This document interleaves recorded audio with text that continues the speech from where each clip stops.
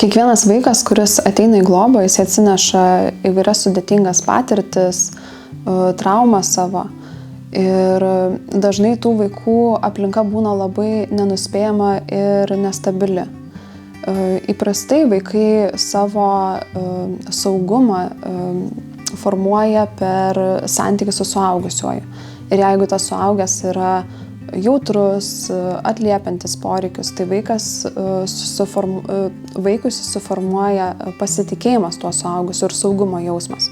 Jisai žino, kad jeigu užsigaus ar nuliūs, jį apkabins, paguos ir nuramins. Jeigu dėl įvairių priežasčių, tai galėtų būti priklausomybė, smurtinė aplinka, nepriežiūra, vaikas gyvena nesaugioje, nestabilioje aplinkoje, jisai to saugumo jausmo nesuformuoja. Ir tuomet jisai išmoksta manyti, kad pasaulis yra pavojingas, kad bet kada gali kažkas tai netikėto atsitikti. Dar sunkiau būna vaikams, kurių aplinka yra nepastovi. Tai, sakykime, mama sėdi ramiai ir tada pradeda ant vaiko rėkti. Tokiu atveju tas nenuspėjamumas vaiką išmoko, kad jisai visą laiką turi būti pasiruošęs pavojaus situacijai. Ir jisai visą laiką turi skanuoti savo aplinką. Ir šitaip jisai praranda galimybę formuoti saugumo jausmą ir pasitikėjimą suaugusiais. Toksai nestabilumas vaikų aplinkoje juos išmoko, kad jie turi nuolatos stebėti savo aplinką ir nepasitikė suaugusiais esančiais jų aplinkoje. Tai vadinama yra blokuojamu pasitikėjimu, kai vaikas negali prisileisti suaugusiojo, nesitikė, kad jis jam padės tada, kai reikės, ir kliaunasi tik tais pačiu savimi. Kai vaikas patenka į globą, tai yra dar vienas sunkus išgyvenimas jo gyvenime ir jisai turi iš naujo prisitaikyti. Tai gyvena naujoje aplinkoje, pas naujus žmonės, turi prisitaikyti prie tų žmonių taisyklių, naujos aplinkos. Ir tai kainuoja labai daug resursų vaikui. Kai vaikas yra jau įpratęs, kad aplinka gali būti nesaugi ir įpratęs nuolatos ją skanuoti, tai prisitaikymai prie naujos aplinkos dar daugiau resursų sunaudoja. Kas gali veikti vaiko elgesį ir nuotaikas. Būna, kad vaikai globos netenka pakartotinai, tai reiškia, jau būna ne pirmą kartą paimti iš savo biologinės šeimos ir tokiu atveju vaiko saugumo jausmas yra dar labiau pažeistas, jam yra dar sunkiau prisitaikyti prie naujos aplinkos. Kai vaikas patenka pas globėjų šeimą, jisai patenka į šeimą, kur juo rūpinasi, kur jį myli. Tai jam yra neįprasta ir tokie vaikai iš karto pasidaro labai įtarus, nes jie nepatikė, kad tai yra nuoširdu, jie nepatikė, kad tai išsilaikys ir nuolatos viduje būna baimė, kad jeigu pamatys, kad aš kažką tai netaip nemoku, kad aš blogas galbūt esu, tai kad mane nustos mylėti, nustos manim rūpintis ir mane paliks vėl. Nors pas naujus globėjus situacija yra pasikeitusi ir santykiai yra kitokie ir požiūris yra kitoksai, tas saugumo formavimas vis tiek gali užtrukti, dėl to, kad vaikas prie to yra nepratęs. Prie to prisideda ir tai, kad vaikai bijo pasirodyti pažeidžiami. Nes pažeidžiamumas rodo, kad jam reikia to suaugusiojo šalia, kuriuo galėtų pasitikėti ir kad vaikas negali pasitikėti vien tik pačiu savimi. Tas jausmas, kad vaikas yra nesaugioje aplinkoje, tas saugumo jausmo nebuvimas, jisai vaikui taip pat slopina ir pažinimo poreikį. Įprastai vaikystėje vaikai labai trokšta pažinti pasaulį, jį tyrinėti, tas troškimas vaikystėje būna pats stipriausias. Kadangi vaikų su traumomis resursai keliauja aplinkos stebėjimui, pavojų matymui, jie to pažinimo poreikio neugdo. Tai galim įsivaizduoti, kad jeigu bandom atsisėsti ir ramiai skaityti knygą, bet išgirstame kažkokį tai neatpažįstamą garsą, mums nusiraminti ir susikaupti bus žymiai sunkiau, dėl to, kad nuolatos galvosime, kas čionai per garsas ir koksai pavojus galbūt iš už kampo laukia.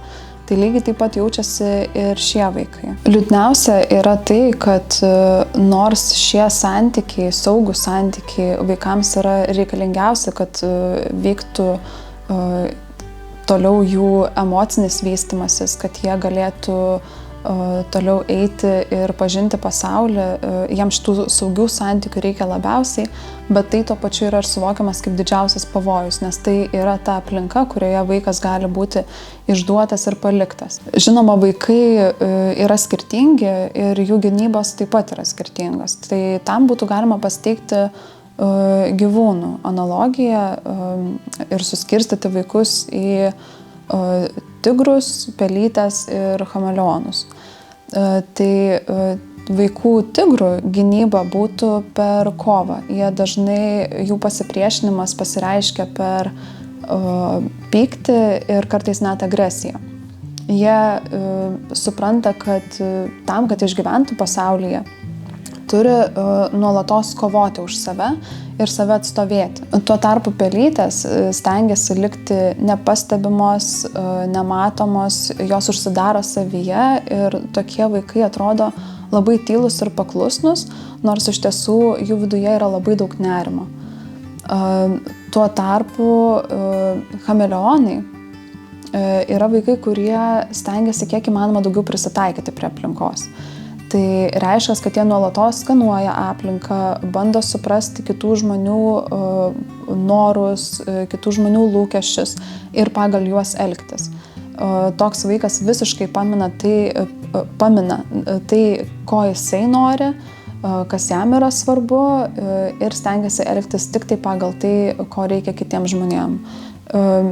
Nors iš šono jie gali atrodyti labai ir draugiški, ir bendraujantis, bet tas bendravimas būna labai paviršutiniškas. Chameleonai, kadangi jie prisitaiko prie savo aplinkos, jie turbūt yra mažiausiai pastebimi, sunkiausia pamatyti tą vaiko skausmą, nors tas ryšys toksai susidaro, bet jis susidaro toks dirbtinis.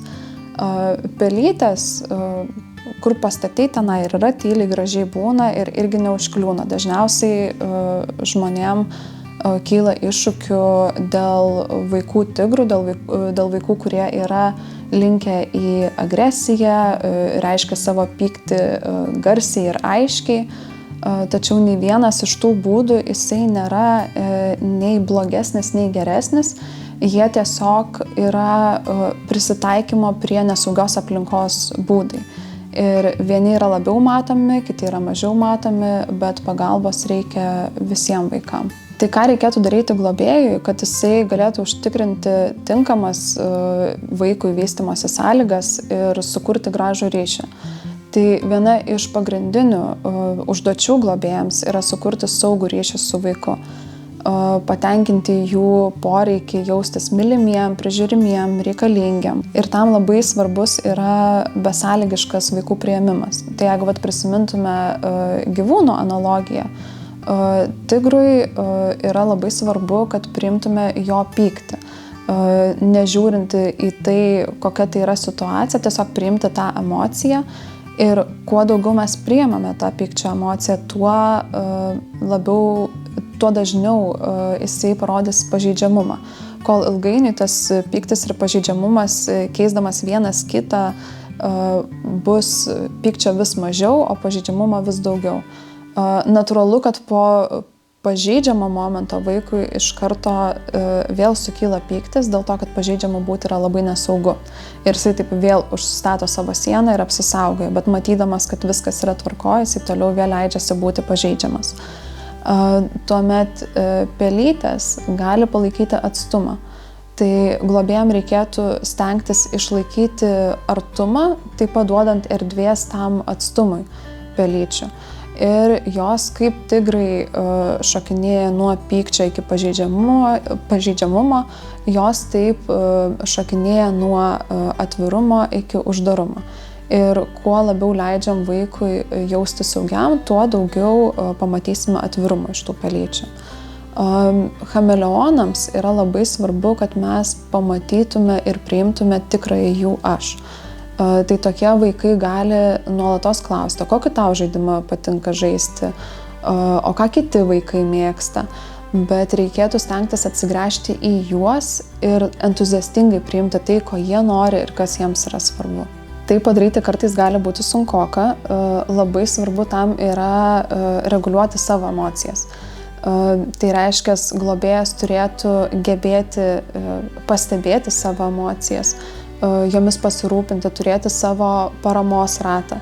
Dėl to, kad lygiai taip pat kaip globos vaikams nuolatos reikia resursų skanuoti ir tikrinti, ar aplinka yra saugi, taip globėjai nuolatos turi naudoti savo resursus, užtikrinant, kad vaikas jaustųsi saugus.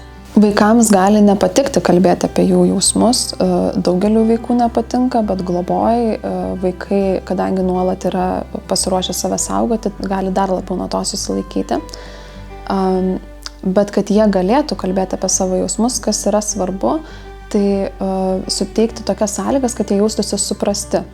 Tai padaryti yra iš tikrųjų ganėtinai paprasta. Tai tiesiog kalbant su vaiku reikia pagal jo nuotaiką atitaikyti savo balso toną ir tempą. Tai jeigu vaikas yra nuliūdęs, mes su juo kalbėsime ramiau. Jeigu vaikas yra piktas, mūsų kalbėjime irgi turi būti truputėlį daugiau energijos.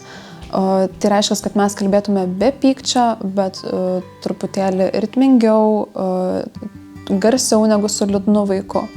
Tai galime įsivaizduoti, kad jeigu draugui yra liūdna, mes su tuo draugu kalbėdami nelabai jam padėsime, jeigu trykšim džiaugsmu arba kaip tik labai liūdnai su juo kalbėsime. Tai lygiai taip pat ir su šiais vaikais. Tonas turi būti atitaikytas pagal emociją ir šitaip vaikui padeda pasijausti saugiau ir tuomet jisai po truputėlį pripranta prie to, kad yra aptarinėjami jo jausmai ir pradeda jais ilgainiui dalintis ir pats. Tai toksai atviras bendravimas prisitaikant prie vaiko nuotaikos. Jisai moko vaiką saugių tarpusavio santykių ir tuo pačiu moko, kad apie jo jausmus kalbėti galima ir reikia. Ir ilgainiui vaikas nebe taip priešinasi ir nebe taip gėdėsi kalbėti apie šitus dalykus. Kai vaikas įpranta išreikšti savo jausmus žodžiais, jam sumažėja poreikis tuos jausmus reikšti veiksmais. Tai tuo pačiu yra ir tinkamo elgesio užtikrinimo būdas. Šiaip įprastai vaikams reikia ribų ir struktūros, tačiau su globojamais vaikais turime nepamiršti, kad jiem pirmoje vietoje yra saugumo jausmas. Tai visos ribos ir struktūra turėtų eiti tik tai empatiškoje, žaismingoje aplinkoje, kur vaikui nereikia gėdytis dėl savo poelgio. Nes kitaip gėdos jausmas gali paimti viršų. Jausdamas gėdos jausmą dėl savo elgesio, vaikas gali galvoti, kad jį atstums ir jo nebemylės. Dėl to labai ir yra svarbus saugumo jausmas ir jo užtikrinimas. Nes tada vaikas sugeba ir priprasti prie naujos aplinkos ir naujų ribų globėjų šeimoje. Toks požiūris orientuotas į saugumą, į empatiją, į žaismingumą, jisai turėtų būti taikomas nuolatos. Tai reiškia, kad net jeigu situacija yra įtempta, vaikas yra gynybiškas, vis tiek turėtume laikytis tokio požiūrio. Tai padaryti kartais gali būti ganėtinai sudėtinga, užtat labai, kaip jau ir minėjau anksčiau, yra svarbu rūpintis savo pačių resursais, savo emocijomis, emocijų reguliacija. Tai galima daryti ir kartu su globos centru. Globos centre globėjai ir vaikai gauna jiems reikiamą pagalbą. Tai galima kreiptis dėl psichologo konsultacijų, galima kreiptis dėl GIMK specialistų konsultacijų. Ir taip pat tokiam dalykam yra ruošiama per GIMK mokymus, kuriuose galima ir sužinoti plačiau, kokie iššūkiai kyla vaikam, kaip su jais reikėtų dirbti. Ir pasimatuoti to pačiu tose mokymuose, ar tai yra tas, kas jūs domintų arba ne. Kad globėjai galėtų pasirūpinti vaiku, jie turi pasirūpinti savimi. Ir nelikti vieni. Jeigu matote, kad iššūkių kyla per daug, visada galite kreiptis pagalbos į globos centrą.